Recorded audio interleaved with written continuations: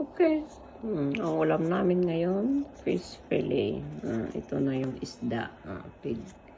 Pigpa-dry ko siya niyan ng tissue para yung tubig ma-absorb. Tapos gawa tayo ng flour. Okay. Matunaw tayo ng flour. Kung saan natin isasawsaw yung isda. Matunaw ako ng mga 2 tablespoon. Okay. Kahit 3 tablespoon. Ito may baking powder na ang aking harina. Kaya all in one na ito. Kailangan. Lagyan ko ng konting salt. Tsaka pepper.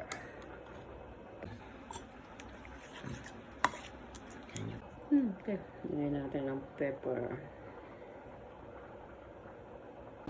Sausaw na natin ang isda natin, ha?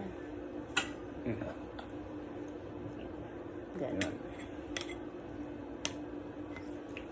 Ayan na po, naka-fried na siya. Fish fillet, ready na. Ready na para kainin.